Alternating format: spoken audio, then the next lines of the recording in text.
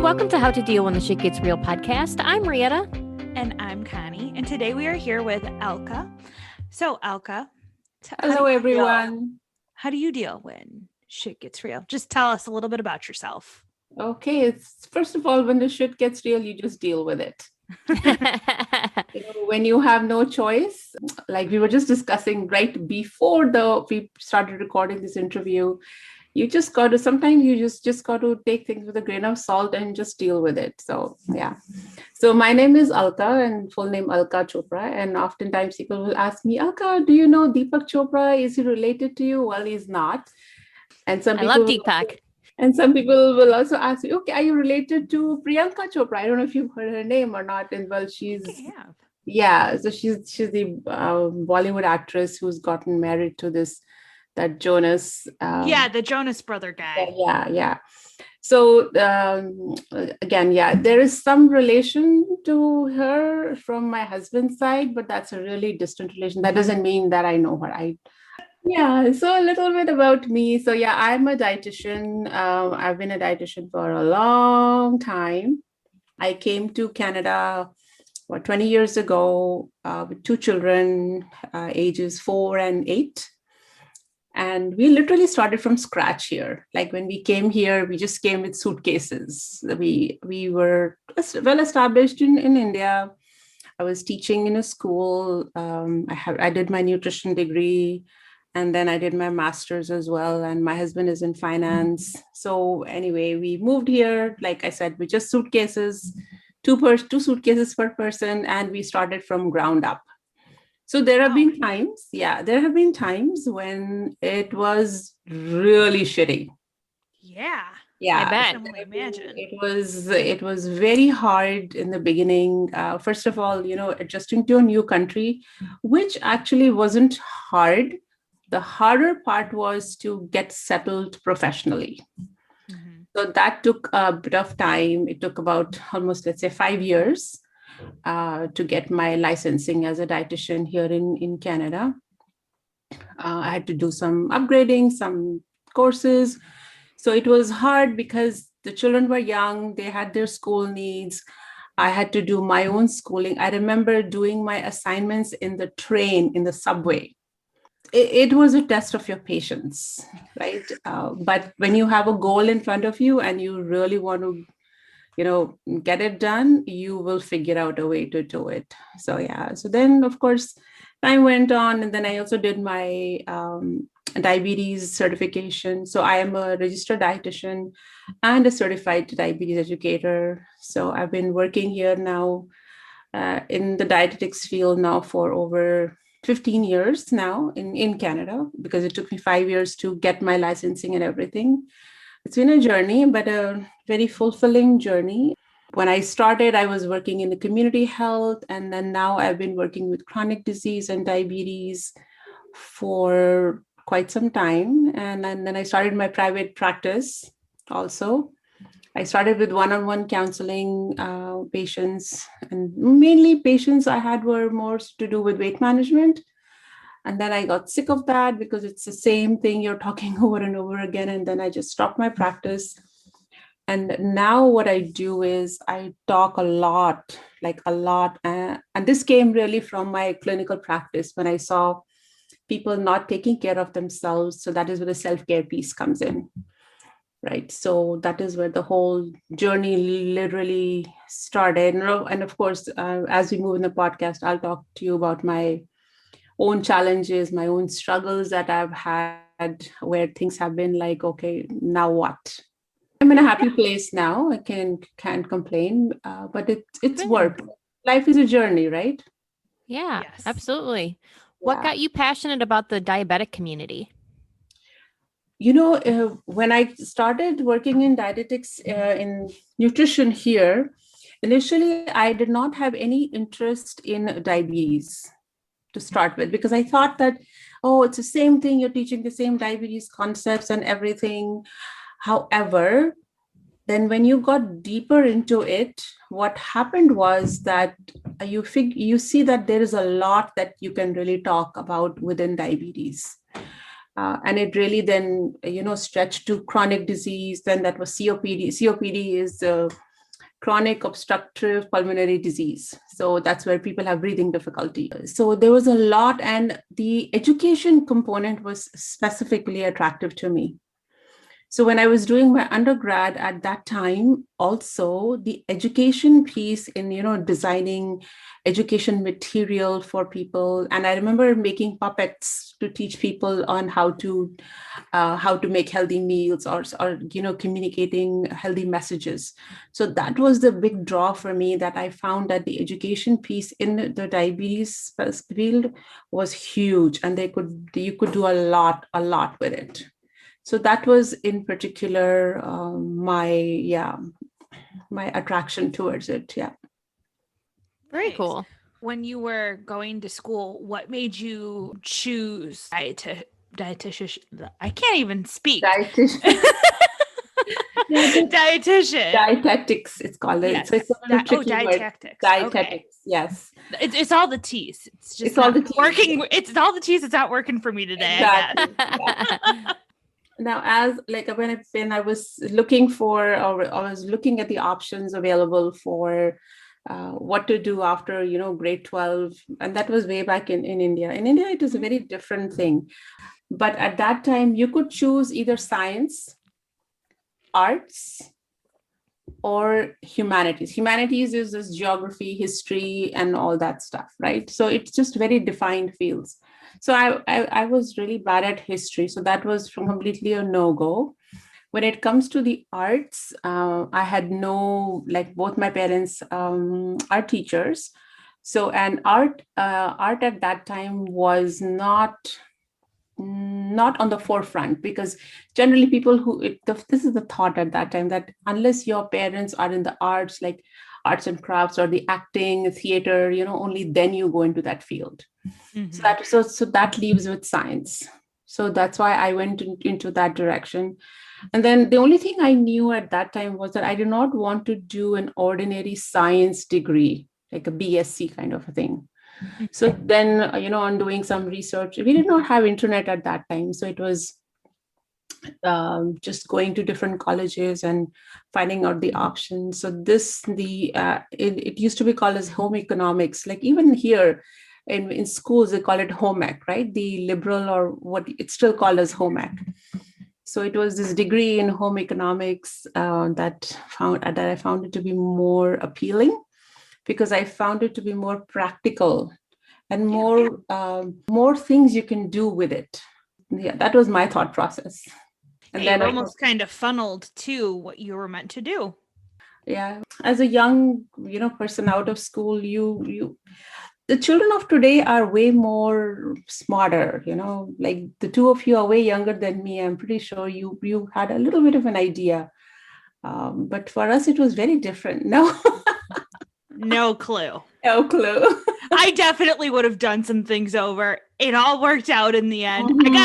I got a degree in history, and I work for Dell, so I do absolutely nothing that deals with history. So not much has changed. Yeah, but there's more options that you have right now than at that time, which is even more confusing. Yeah, which is even more confusing for students of today, because I have two kids, and it has been my 28, now 29 and 23-year-old. So and I see children, so it's more confusing actually when you have more options. Yeah, it is for sure. I think I changed my major at least 3, and I want to say 4 times before I finally figured out what I wanted to do. Yeah. So there's pros and cons for everything. Yeah. Absolutely. Yeah. Yeah. So we were reading on your website that you had mentioned the right way to eat vegetarian, and we were very intrigued. So what is the right way to eat vegetarian? So here's the thing. So a lot of people, it's like, okay, I want to eat vegetarian. Because sometimes people just get caught up with the fad that, okay, vegetarian or vegan is the current thing that's going on, and everyone's talking about it. And the people who are vegan on Instagram have the maximum followers. So eating vegetarian is eating the right way. So when I'm saying eating vegetarian the right way means really understanding that what are your options available out there? So what happens is that when you start eating vegetarian, you invariably take out the meat. Some people will even take out the egg as well. The protein choices become very limited.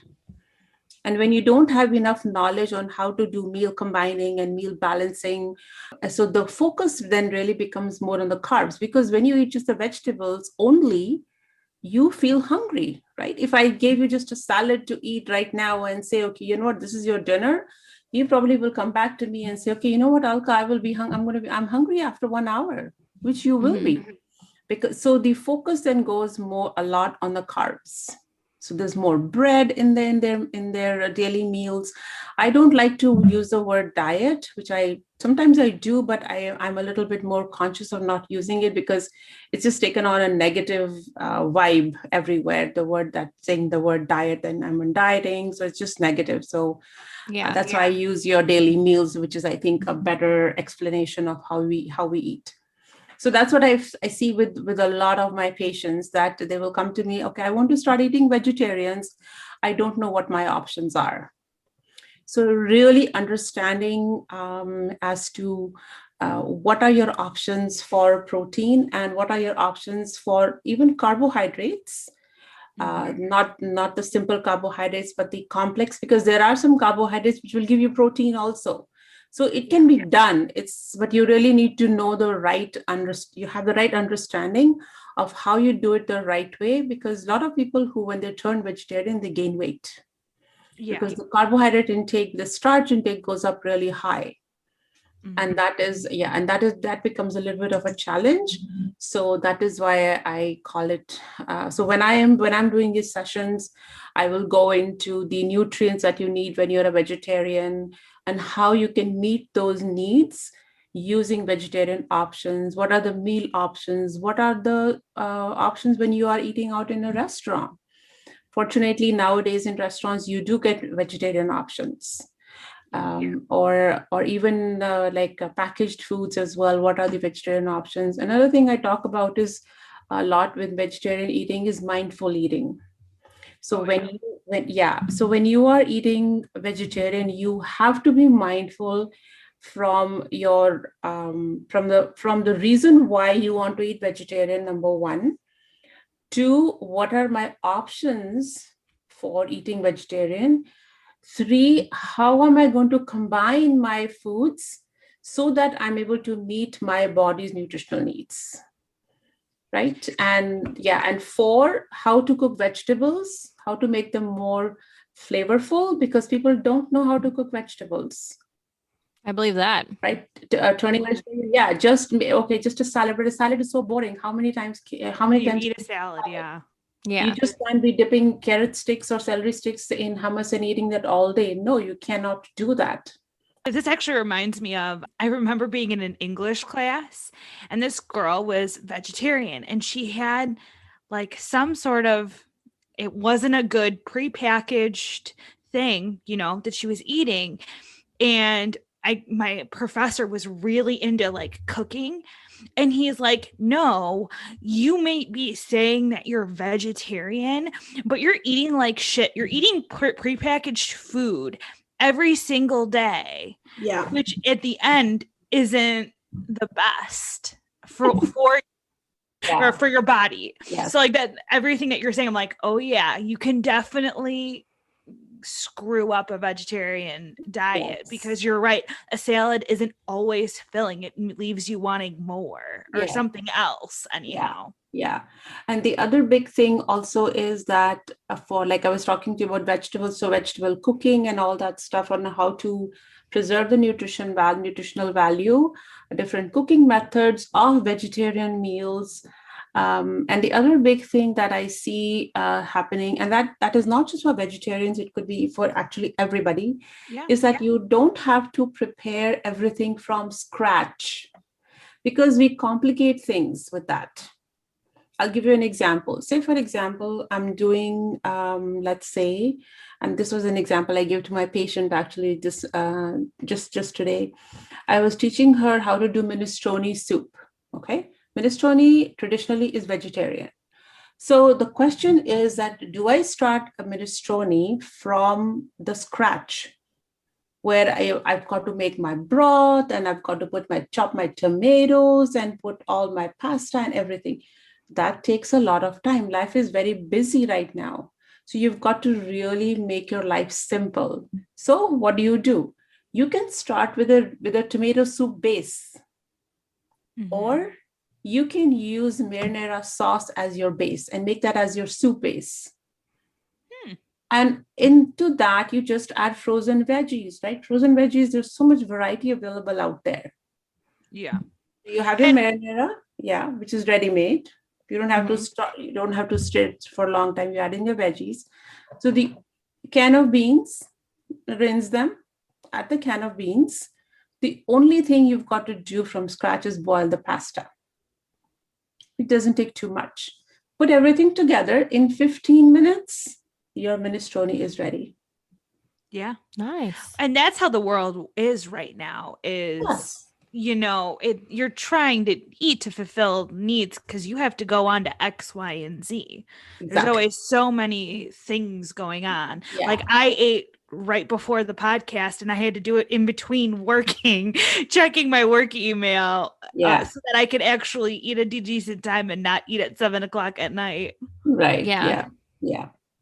So these are the things. So when I'm doing, so there's lots of concepts I talk about, which actually go from one topic to the other because they are common, like cooking, for what the example I gave you. So essentially really coming up with meal ideas, and that's where a lot of people struggle with when it comes to vegetarian meals. Yeah. So speaking about vegetarian meals, what would be your favorite dish to prepare or even to tell clients about? Okay, something that is always there in my house is, and my husband really helps me with that. So we do chop up on the weekend. We will chop up vegetables like, let's say, cucumber, red radish, green onions, maybe some spinach. Spinach doesn't need chopping, but just wash and keep it ready. And corn and beans. Okay, so this kind of mix is almost ready every I'm going to say 4 of the 7 weeknights. It's there in the fridge if we have to cut it, because salad, vegetables can go bad quicker. So so on Sunday, what we do is we do a lot of cutting, chopping, and preparing my meals for the week. So one chopping day is like a Sunday and cooking day. And in the middle of the week, like today, before we started the podcast, I quickly cooked. I used my Instant Pot a lot. I love Instant Pot. Yeah. So it's so simple. So in the Instant Pot, what I did was I put in my marinara sauce. I put in edamame. I put in some potatoes, chopped up everything, added my spices, and closed it shut. The food is done now. My husband he came home just now. The food is now ready. I mean, there was food in the fridge too, but this is some additional thing there. So then generally, so this is the way that I tend to plan my meals. That, okay, I'm cooking on Sunday. What all can go till Wednesday? And then on Wednesday, I'll prepare 1 item or 2 items very quickly. And 99.9% it's in the Instant Pot. Or it's grilled vegetables. Yum. Grilled, marinated vegetables. I love grilled vegetables. I'm doing that on Sunday. So if you do that during a weeknight, if you chop those vegetables, let's say on the weekend, and if you or just marinate them on Sunday, whatever marinade, make sure you put some olive oil in that. Don't put vinegar in it because vinegar will make it soggy. Vinegar you can add the day off. Okay. Say you example, you want to chop your green peppers, mushrooms, asparagus, eggplant, whatever, broccoli. If you want to, so you make them in different. I'd say put them in different boxes, but marinate them olive oil and your whatever dressing or whatever seasoning spices you want to keep them. That'll actually keep them fresh. And then on the day off, all you need to do is put some vinegar. use any vinegar, whether you want to use the red wine vinegar, the white vinegar, balsamic, whichever you want, doesn't matter. Then on the day of, maybe half an hour before really putting them in the oven, put a bit of your vinegar and you're good to go. And make a big batch. Now, these marinated vegetables can also be added to the salad, which is already cut for me. So there you have a big batch of salad there ready for you for the next 2-3 days. It requires planning. You've got to plan a little bit. But if you plan, a question I ask often from my patients is, tell me how many times when you go for a vacation, let me ask the two of you this question.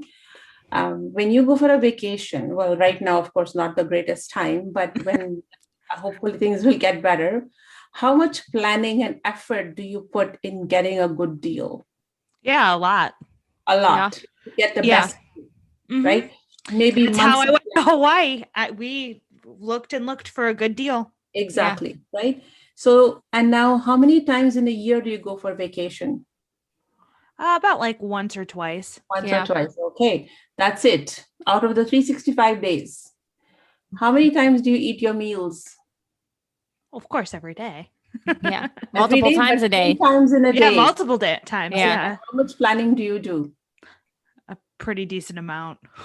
Right. So many patients will say, okay, this is something, it's a new way of thinking that, okay, I never thought of it this way. Yeah. So you really must. So if you put in your thoughts into it, you put in a plan, and then it gets like second nature, really.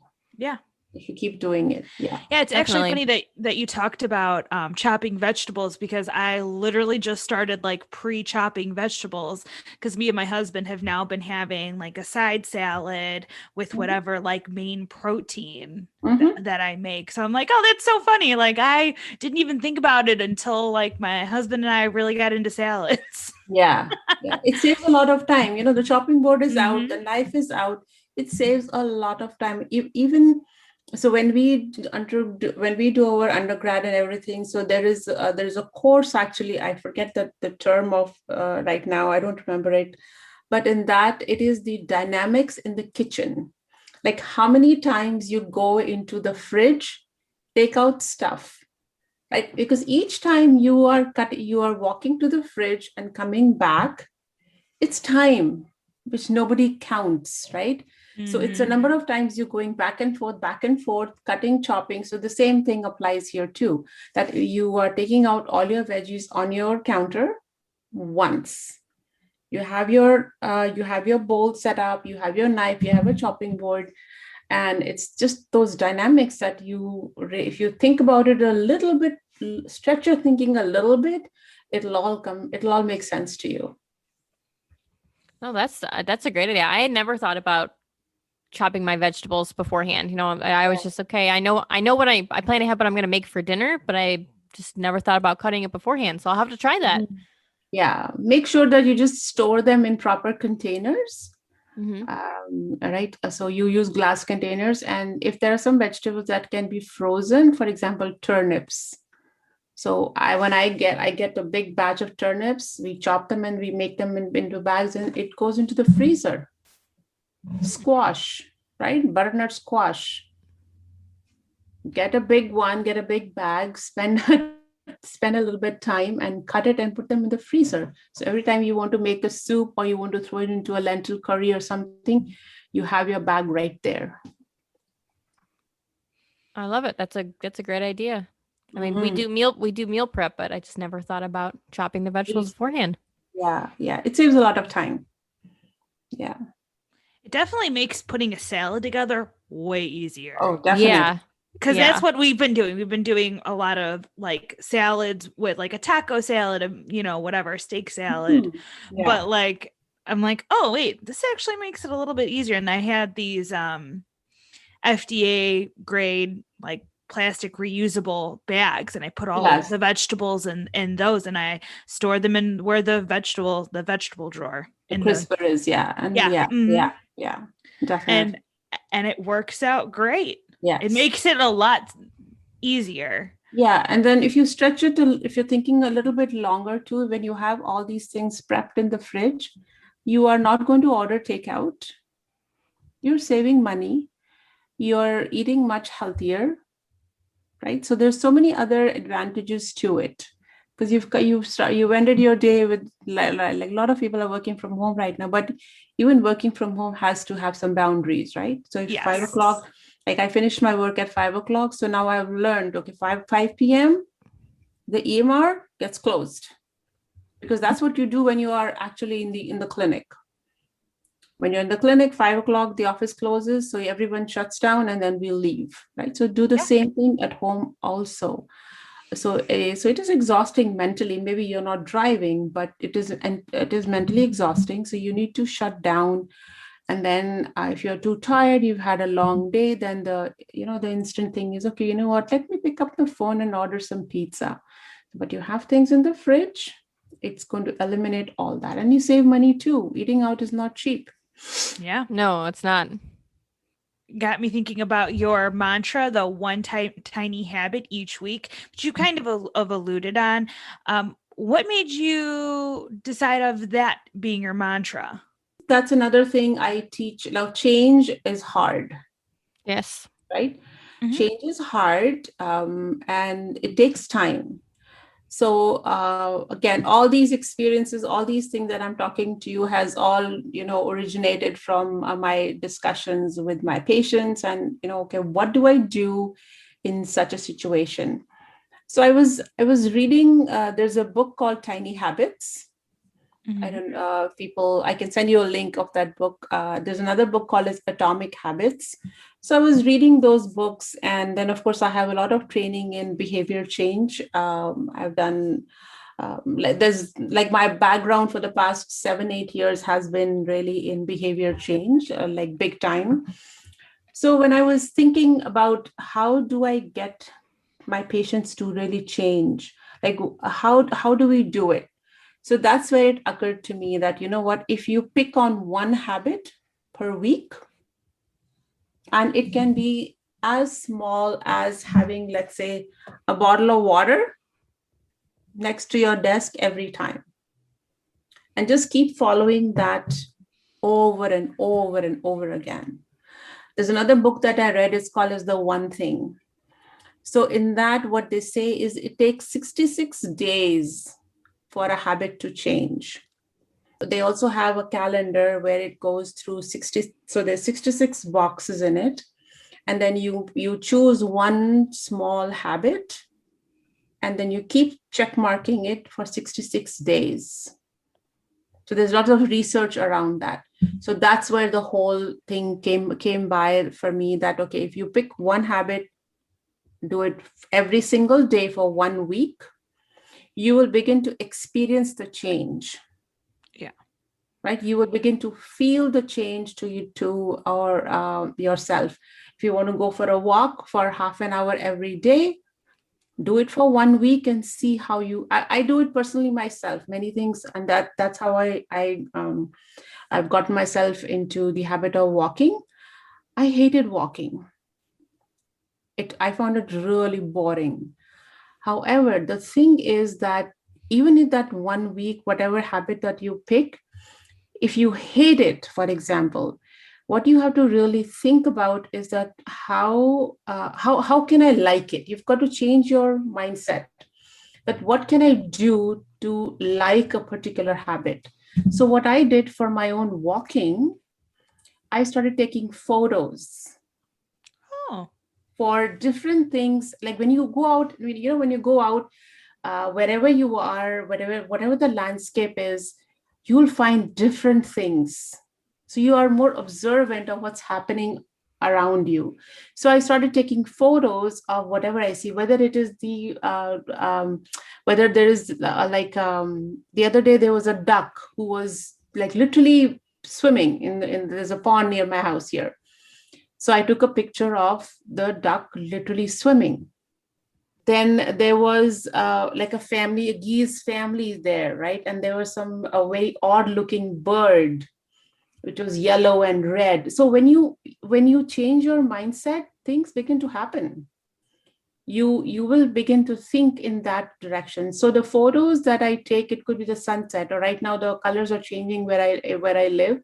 So I've started taking pictures of the color changing, like, okay, day one, this was the color, day two, this is the color of that same tree. Oh, nice. Yeah. So when you start thinking of those things, of what can I do to change or reverse your thinking of what can I do in this 1 week so that I begin to enjoy this habit and the positive benefit it has on me, and then you will begin to do it. So that's where the whole change thing came. So I also have a program. It's a 12-week program which is based on one habit per week, and that's probably what you saw on the website.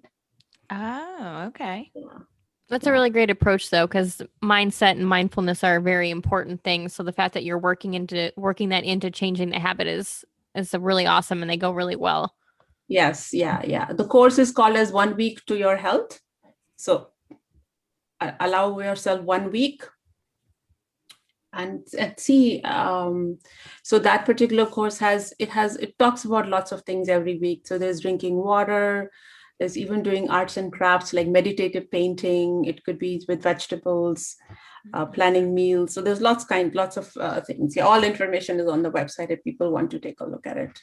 Yeah. Meditative painting. That sounds interesting. I never thought you could meditate and paint at the same time. Oh yeah, it could. So it's just the because I do a lot of arts and crafts. I teach also arts and crafts, and that is where the self-care piece comes into picture also. So when you are doing things like, let's say, mandalas, or when you're doing with pastels, so that is my newfound love right now, working with pastels.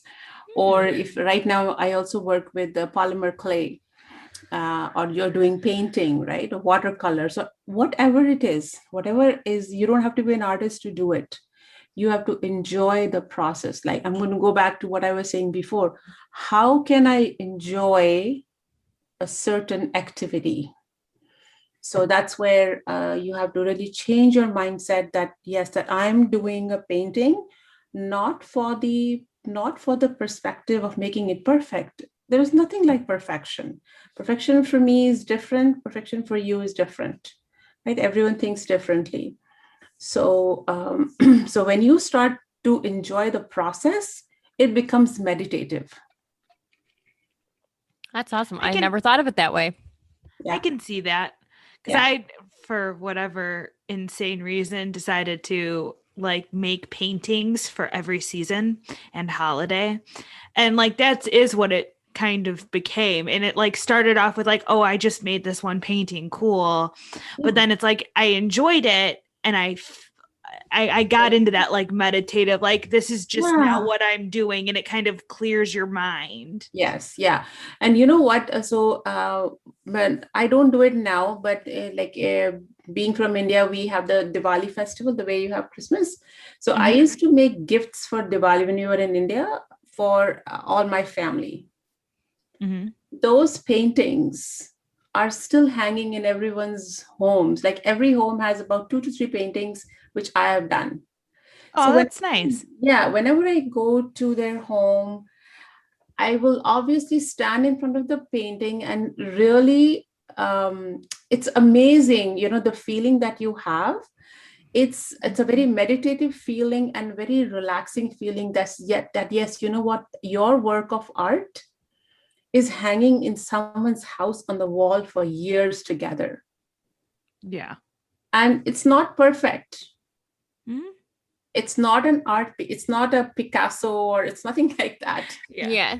But it is a beautiful piece, and it makes the people, the family members happy, and everyone is very proud to show that, okay, you know what, Alka, my daughter made it, or my sister made it, or my friend made it, whatever the case may be. So it's just, again, getting over that hoop. It's possible. You can definitely do it.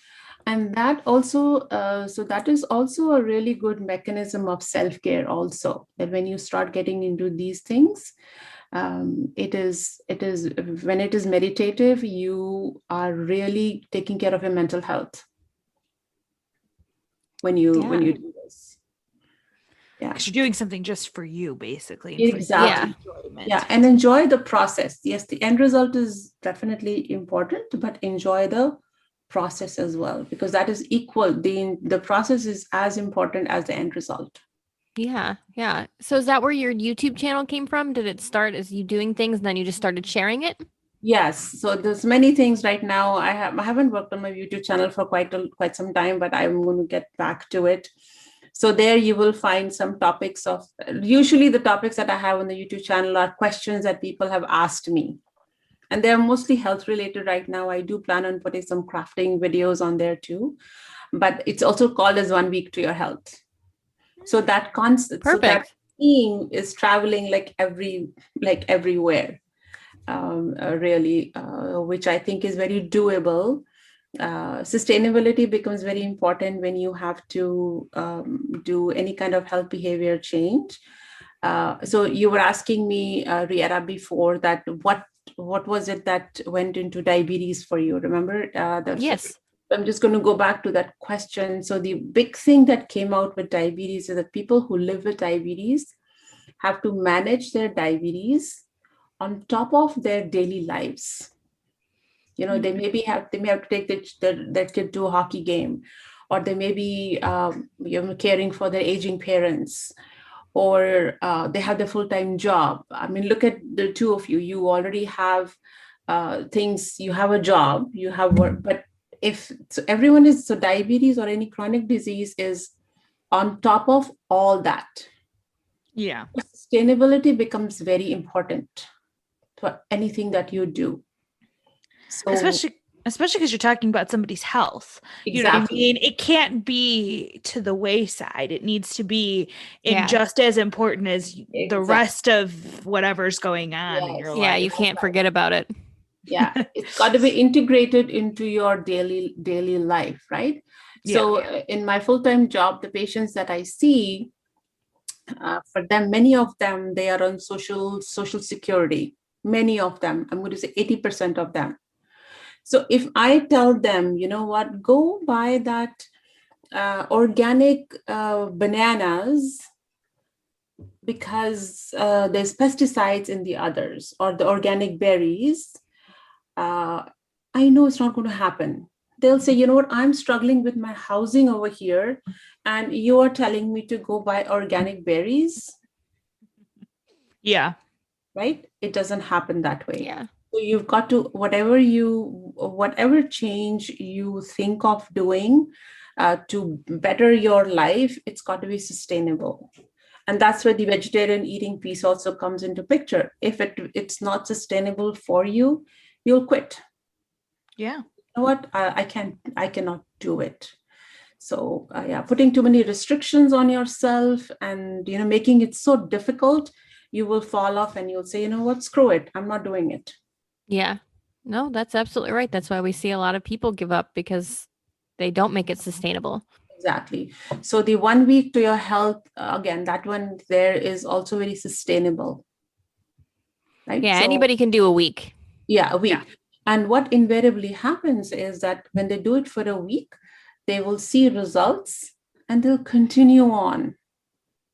So when they start to see positive results, okay, they'll say, so sometimes I'll do a weekly follow-up with my patients, and I'll call them the next week just to touch base very quickly, what's going on. So they'll say to me, okay, Alka, you know what, I'm pretty happy with what's happening right now.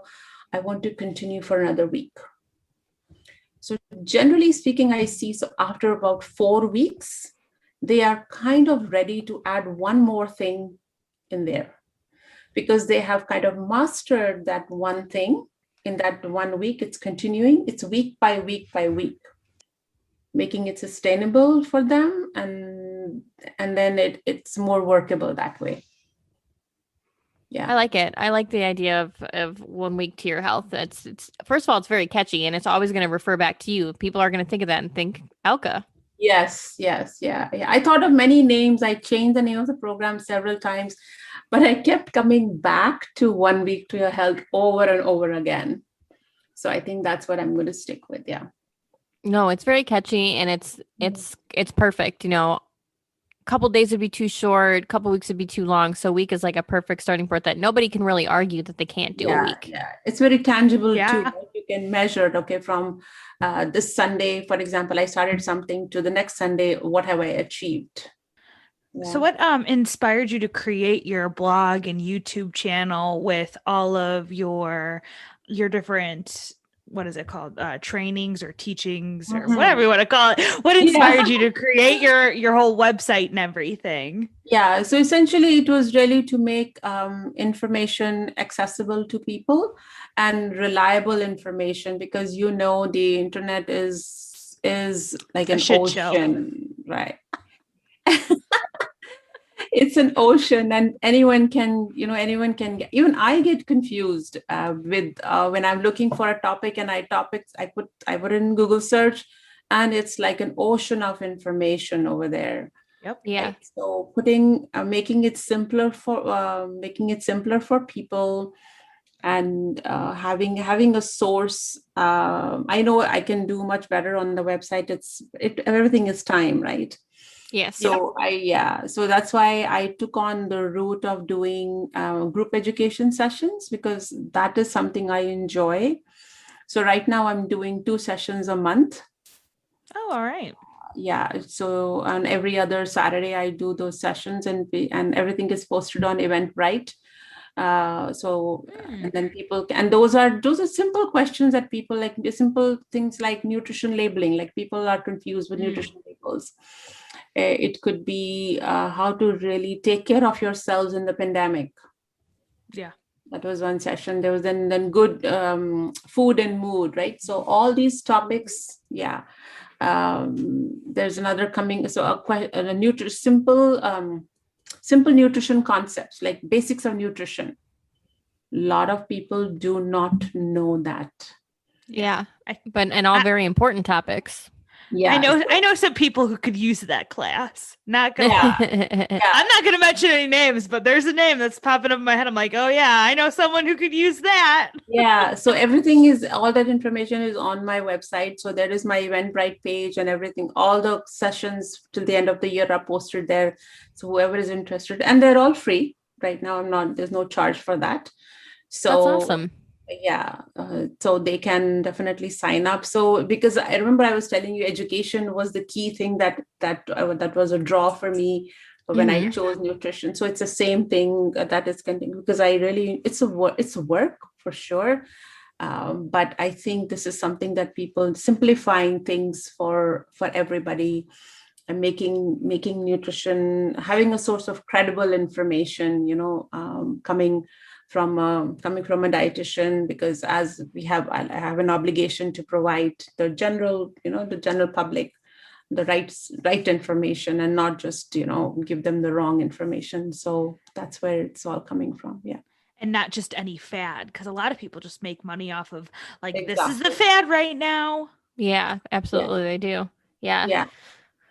In May of this year, I had done a summit called as I Feel Good. I don't think I have the link on my website, but I'll put it there. So in that's where also the I Feel Good thing came from, the 1 week to your health.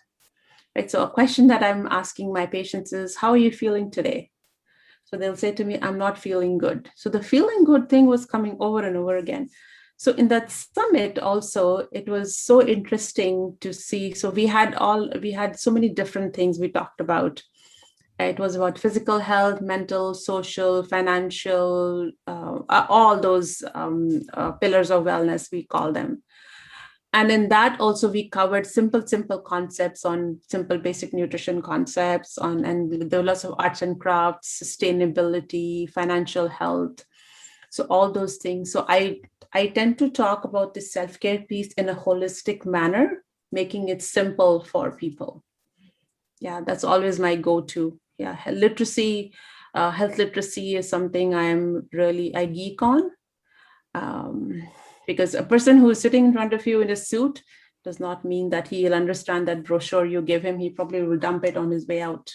Yeah, that's true. So with you talking about sustainability and all of that, what is one recommendation you can give our listeners to reduce stress? The first thing is acceptability.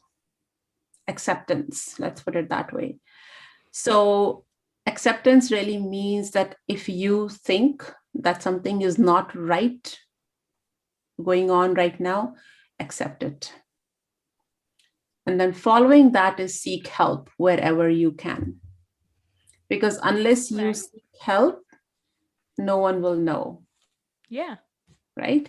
And so it all starts with the acceptance piece, whether it is the acceptance of you are aging, whether it is the acceptance of that there is a problem that is happening maybe between you and your spouse, accept it. And then seek help. And then seek help, right? I love it. Yeah. I do too. Yeah. It's so simple, but so not thought about enough. No. So acceptance. So for a lot of people, it becomes an ego issue. I broke my ankle, like it was shattered. Like, oh my gosh. Shattered. Yeah. I fell outside in the winter in my patio. Oh no. And it was like 3 months I was literally on bed. And then after that, it was recovering from that, literally learning to walk from the beginning. Mm-hmm. Right. So it was a very difficult time at that time. I had started a new job. I got my job offer on the wheelchair in the hospital. Oh my gosh. It was just, it was just horrible. So at that time, obviously there were certain things that I could not do. So I had to put up my hands, I cannot do this. And then it happened again, like when the gyms opened over here, I was very excited, went to the gym, and then I injured myself really bad. My left leg was just non-functional. So again, you know what? I cannot do certain things. I cannot do. So you take it or leave it, figure it out. So the point I'm saying is that everyone goes through those things. Everyone has their challenges. Everyone has their experiences. It never hurts to just talk about it and just be vocal about it. And honestly, you've just talked about our whole podcast. Because that's basically how, our idea for this podcast is everybody talking about how they've dealt with problems in their life. Yeah. Yes. Because there's insight to that. Yes. Yeah. So it all starts, like I said, going back to about the acceptance piece. Unless you accept it, nothing is going to happen. Right. Yeah. Yeah, my mom broke her ankle really bad as well several years ago. She had a tib-fib fracture at the malleolus on both sides. She had a plate and 15 screws put in. So it was the same type of thing. Same thing here too. Yeah. Yeah. So she did the same thing. And my dad and I literally had to sit her down and be like, listen, you have to let us help you. Like it is what it is right now. You can't walk on it. You can't go up and down the stairs. Like just let us help you. Yeah. So again, it all goes down to accept the reality in the moment. This is the reality. And if you accept it, you will come out of it much stronger. Right? Yes. So when you continue to be in denial, it helps no one. Yeah. It just makes things worse. So don't do that. Yeah. So just accept it, and things will. I'm not saying automatically. Life is not perfect, but unless you make an effort towards it, it's not going to happen. Yeah, I really like that, Alka. That's very powerful. Yeah. And that just seems like a wonderful place to end the podcast. Absolutely. So thank you for joining us. It has been a pleasure to talk with you. And this is how to do when shit gets real. Exactly. And don't forget to email and subscribe to our channel and rate and review us. And new episodes out every Friday. Thanks for listening.